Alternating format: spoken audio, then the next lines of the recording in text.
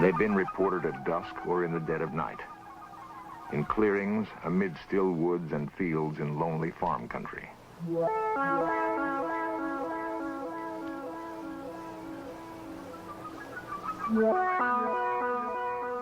Sometimes they come in silence, sometimes with quiet thunder. Often they leave marks in the earth, signals of their passing. They've been seen but fleetingly, and their extraordinary presence creates a frightening mystery. In fields from West Virginia through Wisconsin to Oregon are the beginnings of answers.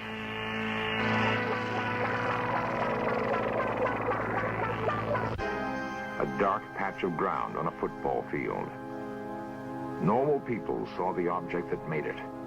It begins tonight's search for answers.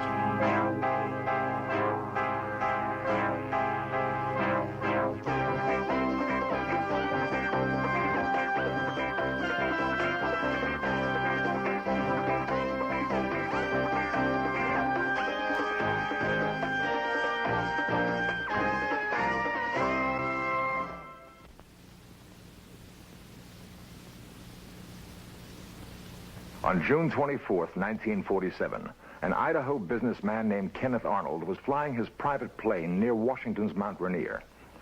He saw 9 disc-like objects moving rapidly along the horizon. Arnold said they moved erratically, like saucers skipped across a pond. Flying saucer thus became part of our language. After the Mount Rainier sighting, unidentified flying objects were reported all over the country, an astonishing number of them. And the sightings have continued to this day.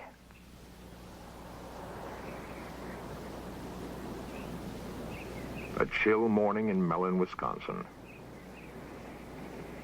Quiet fields and quiet people. Yet something remarkable happened on the Mellontown Road. Something that would have seemed incredible if it hadn't happened to people as down to earth as the town of Mellon itself.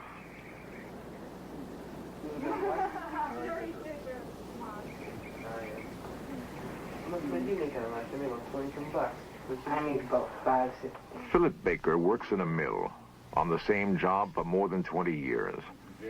He's grown up here and passed on to his children a love for the land, a love for planting and harvesting his own crops, for cutting wood to warm the house in the long Wisconsin winters. He was an officer in his union once, but stepped down because it meant too much time away from his wife Shirley and their kids, Monty, Jeff, Jane, and John. Lazy, good for nothing. The most important things to the Baker family are hard work and being together. They were together the most incredible night of their lives. It was March 13, 1975. I was carrying the 2 cats. I was walking to the garage. And I got by this corner, right by the house here. And I looked, and there was this weird object, funny noises, and it was really bright, and I didn't know what I should do. So I was going back and forth, and finally I threw the cat in the garage. And then I ran to the house, around the corner, and I couldn't get the door open. When I first saw it, I was standing approximately right here, but I couldn't get too good of a view of it because the brush and the trees are in the way. So then I went back into the house, and I got my coat on. My 2 youngest boys and Jane were following me. We went over here to get a better look at the object that was sitting on the road. And my curiosity still wanted me to get a better view of it. So we walked down. Of course, the ground was covered with snow. And my car was sitting here in the driveway. And of course, there were snowbanks on the side of the roads, and there's where I got my estimate of the size of the object, approximately 12 feet in diameter, but also with the markings in the snow. And I would judge the object at the center of it was approximately 6 feet high. It was like a turtle.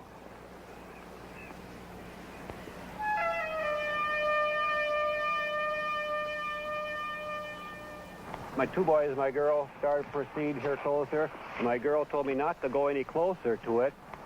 She ran back in the house. He was going to go walking up to it, and I went back to the house and told my mom that he was going to go up there and get closer to it. And she came out and she yelled at him. My wife came out and hollered at me and told me not to be foolish and go any closer to it, not knowing exactly what the object was on the road. And of course I did get a very good view of it from here, as there was nothing blocking my vision on the road.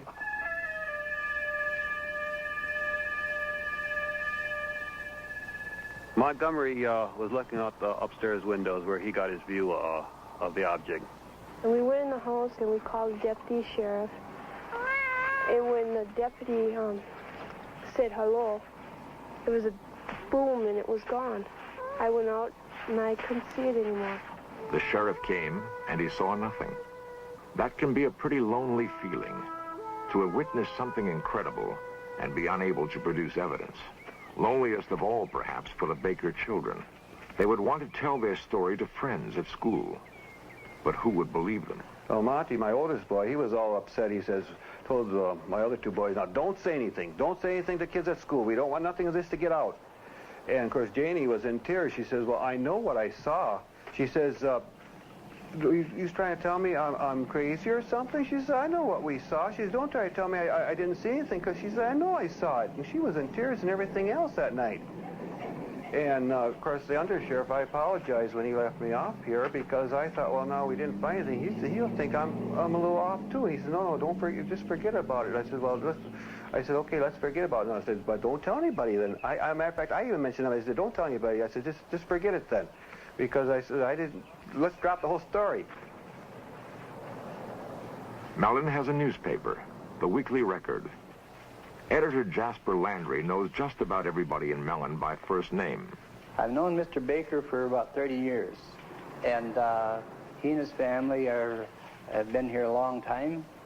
And when this story broke on the UFOs, he asked me not to put it in the paper because of the anxiety his family was being put through by callers and curiosity seekers. And so I thought that I wouldn't. And he was very appreciative. I honored his wish to not have it printed. The story got around anyway, of this country lane where the Baker family saw something big and metallic with red and green lights. Something that was gone almost as soon as it came. I am George Ree, Mellon, Wisconsin. I am the undersheriff of Ashland County. On this night in question, I answered a complaint of Philip Baker, and I arrived at the site and I investigated it, and I firmly believe that the Baker family did see an object. Sheriff Ree had good reason to believe Baker's story. He may have arrived at the Baker house too late to see anything there. But when he left, a second call came to investigate reported lights in the sky. Ree and 7 deputies from 2 counties raced across country roads. Sheriff Ree would sight a bright object darting in the sky, call on his radio for another car to intercept it, and the object would dart away, sometimes to briefly join another hovering in the sky.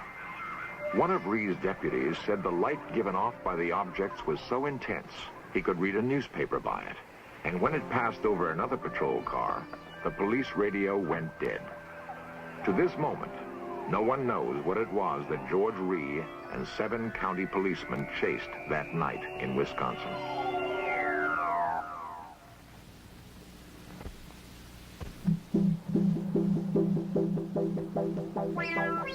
Big Chimney, West Virginia.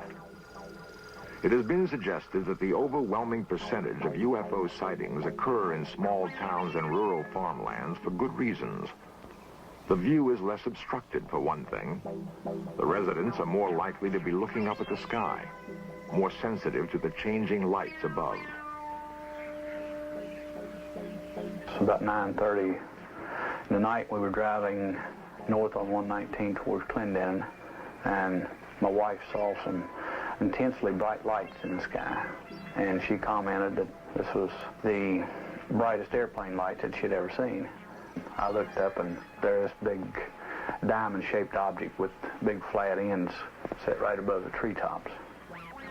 Carol Critchfield pursued his UFO to the spot where he saw it set down and found marks that could have been made by landing gear.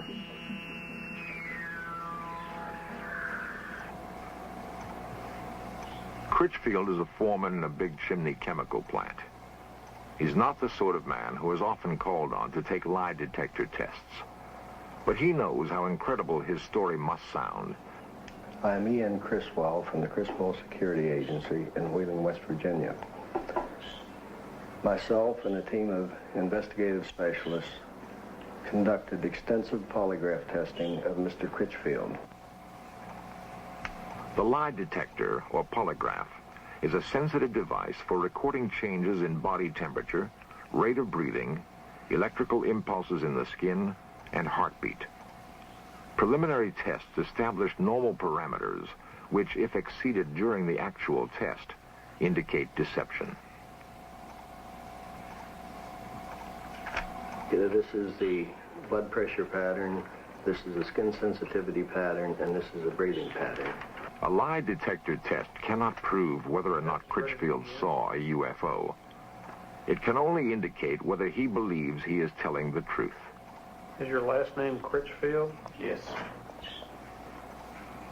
Do you intend to answer all of my questions truthfully? Yes. Are you being completely truthful to the best of your belief concerning the object which you described and saw in the written statement describing the events of June 12, 1975? Yes.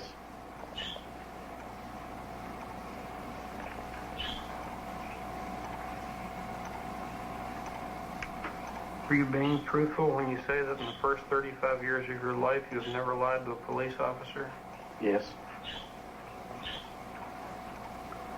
Are you being completely truthful when you say that you have no knowledge of how the burn spots and other evidence were created other than by the object described in your written statement? Yes.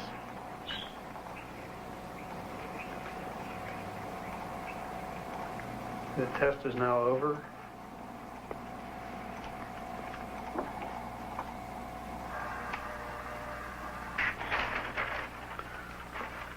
On the first question here concerning Mr. Critchfield's name, there was no reaction in any of the tracings.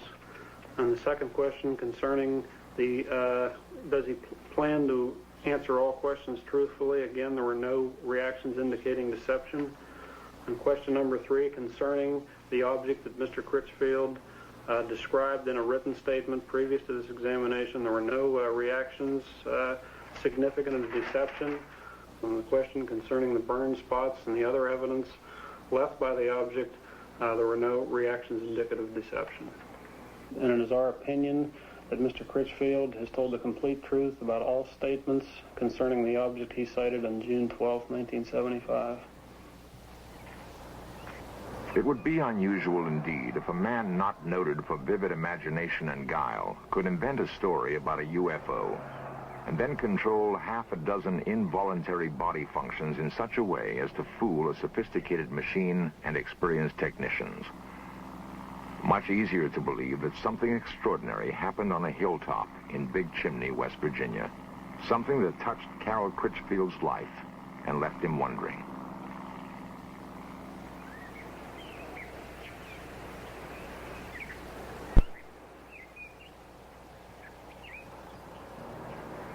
The pocket transit also can be used. Some men, like Ted Phillips, are dedicated to finding answers for the growing number of perplexed people who have had UFO experiences.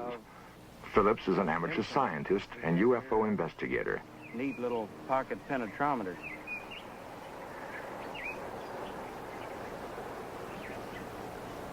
Phillips has taken soil samples at dozens of reported UFO landing sites. He and his fellow investigators have amassed reports of no less than 60,000 UFO sightings in the past 30 years. Many of these were fairly easy to explain. Conventional aircraft, weather balloons, flocks of geese. But more than 900 cases remain unexplained. Phillips has an important ally in his search, the University of Kansas Aerospace Science Laboratory. It is the place he sends soil samples for analysis. Dr. Edward Zeller is the man in charge.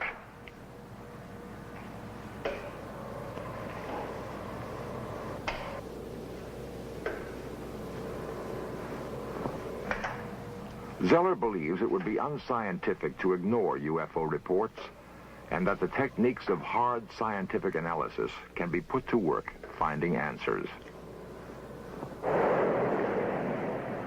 Medford, Minnesota. Medford provided Dr. Zeller with a test sample, and a remarkable story told by Janet Kay provides the background. On the night of November 2nd, 1975, I was sitting here doing my homework, and I looked out the window, and right above the blue building, I saw a UFO come down out of the sky. And it landed behind the building, and behind the building is a football field. It landed there. There were two other witnesses, Janet's mother, Helen, and her brother, Jerry. A lot of people in town saw it. I don't know how many people saw it and told us the next day that they saw this thing up in the sky. In the sky. As we pulled around the driveway here, I noticed up by the blue shed over there that there was something in the sky. So I pulled out of the driveway, and I said, turn down here, we can maybe get closer to it. So we just went over this way. And then you could just see it real good before the trees. It was definitely right there. And we just drove up here, and by that stop sign there, the railroad tracks, there's a fence across, so we couldn't go any further. And we just noticed it. It was just coming right in front of the trees, and we just stood here a minute till we saw it just glide over the top of the trees, and then it was gone. Well, a couple days later, after we saw the UFO go down, I saw a lot of people over here looking at something, so I came over here, and I found this big brown spot on the football field where the grass had been burnt. As you can see, the blue building is right over there, and the burn spot is right here, and it's right in line with the window we saw the UFO come down from. Now, this happens to be the sample from the Medford site, number 2, which does show some strange luminescence properties. And so I'd want to make sure that the sample that I'm dealing with is not in itself radioactive. And I don't find that it is. I don't see any evidence of increased radioactivity. Yeah, at the time, it wasn't scary. It didn't frighten me when I looked out the window and I saw it. I didn't get scared or anything. But afterwards, when I realized that what I had seen was unexplainable, that's when it started to get scary. And then when they found the patch on the football field, well, that got a little worse. Furnace ready to be inserted here into the light chamber. And now we've inserted the sample, which is on the electric furnace, into the chamber, and we're going to start heating it. It's been 6 months since we saw the UFO go down, and as you can see, the burnt spot is still visible. I just wish I knew what it was. Don't you think so? Yeah, I mean, if it was something, you know, from another country or something the Army was putting up in the air, I wish they'd come and tell us that this was it, and not just leave us out here thinking that it was something from some outer space place. I'd be satisfied with any kind of an explanation. Well, we're going to start off here by looking then at the glow curves, which I ran about 2 months ago on the Medford site. And if we look at the curve at the center of the site, we see that there's just a very small rise here. That is, the luminescence peak is very small. At the edge of the site, as we proceed along here, at the edge of the site, we discover the intense luminescence. Now, this luminescence that we are observing is apparently the result of some sort of radiation effect. It looks, at least, as though that particular sample at the edge of the site has been subjected to some kind of high-energy radiation. If I had never seen a UFO, I wouldn't believe in it. I wouldn't believe me if I were you. Because I have nothing to show you. I can't say, you know, I saw this. I just have nothing. All you have is my word. But there is more than just Mrs. Kay's word.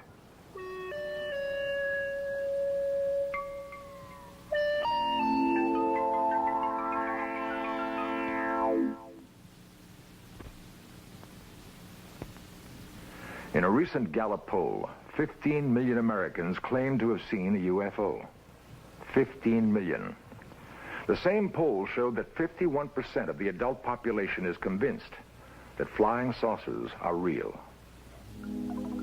For those who haven't seen one, this is a recreation of what Carol Critchfield saw on a hilltop in Big Chimney, West Virginia.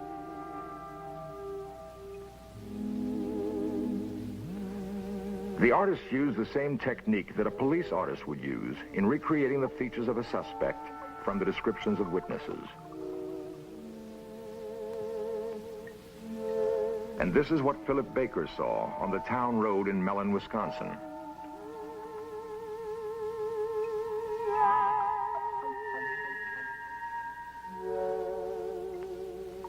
Helen Kay and her children saw this object land on a football field in Medford, Minnesota. The last systematic attempt by the U.S. government to investigate UFOs was conducted by the Air Force and was called Project Blue Book. Project Blue Book ended in 1968. The Air Force had by then investigated more than 11,000 UFO sightings and found explanations for all but 676. The Air Force seemed to have no interest in the sightings it could not readily attribute to earthly phenomena. Perhaps it's time to approach the question of UFOs again, without bias. For we can only hope that if we are being studied by aliens, it is with more thoroughness and care than we have focused on them.